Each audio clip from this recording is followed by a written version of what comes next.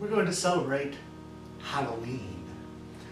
And we're going to look at the top wind band pieces to commemorate the holiday. And there's going to be some criteria here. One, we are looking at original works only for the wind band. So we won't have any transcriptions. As much as people like playing Berlioz's March to the Scaffold or Mussorgsky's Night on Bald Mountain, they're not originally written for band, so we're going to exclude them from this video. The other thing we're going to exclude are works written for a junior high or high school audience. We're really going to be looking at artistic works. So as much in the comments to say, but what about this piece? What about this piece? My band played it.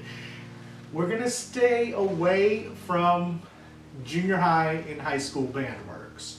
Not that there's anything wrong with those works, it's just they're going to be outside of the scope of what we're dealing with.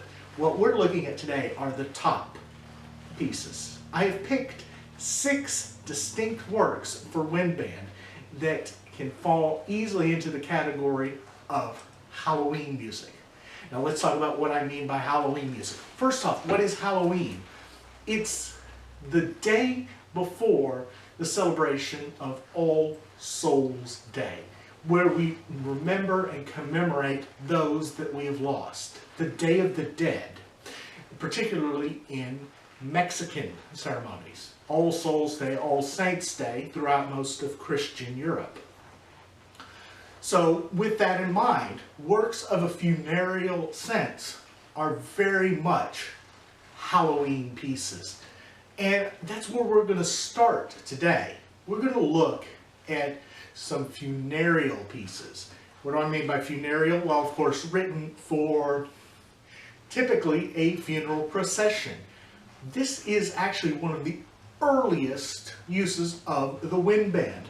So throughout the 1800s, we'll see pieces entitled Funeral March or Funeral Symphony. And that's where we turn first. And I mentioned Berlioz earlier. Well, we got to go with Berlioz now to the very first grand scale symphony ever written for the wind band, Berlioz's Grande Symphonie Funèbre et Triumphale, the Grand Funeral and Triumphal Symphony.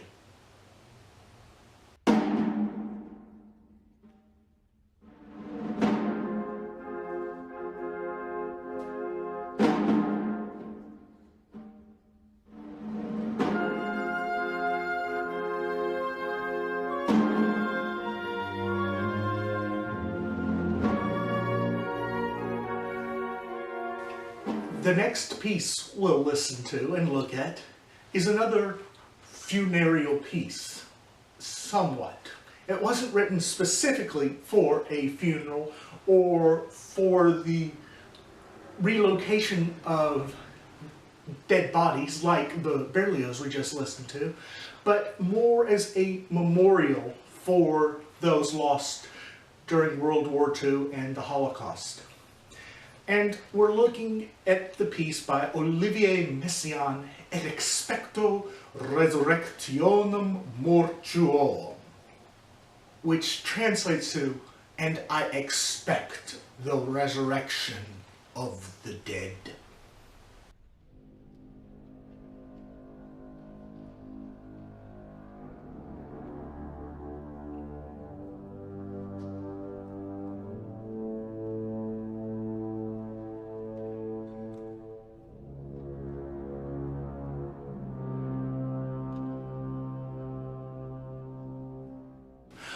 Of course, one thing we think about when we think of Halloween is dressing up, fancy parties, a masquerade ball, and we have a piece just for that.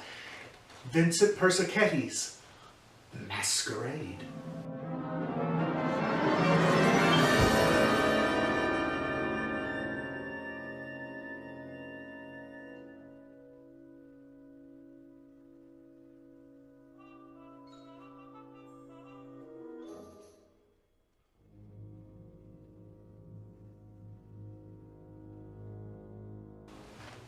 piece that tells the story of a legend of a haunting. Haunting in an old castle.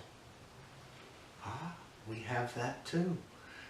By another great composer, Ottorino Respighi, and his Huntingtower Ballad, which tells the story of Lady Greensleeves, who haunts the halls of Huntingtower Castle.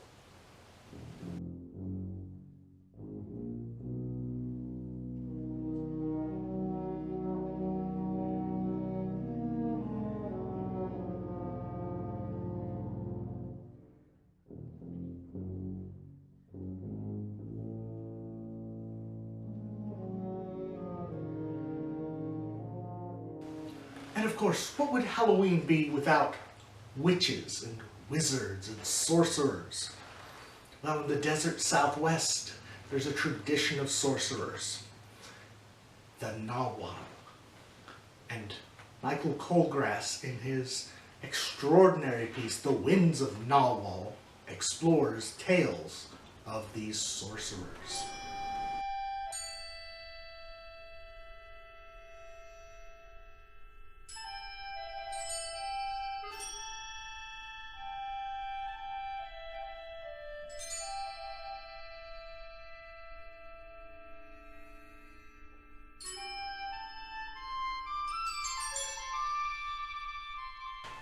And finally, we'll take a look at a little bit more of a fun piece.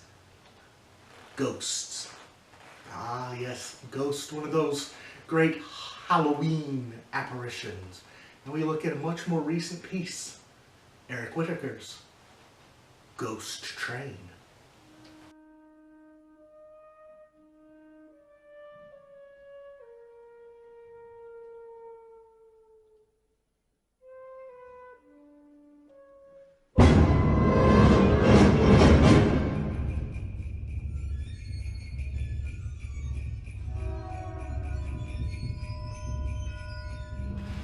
Of course, there are many more works out there for wind band that have a spooky or supernatural or Halloweenish feel to them, but these are my picks for the top 6 Halloween works for the wind band.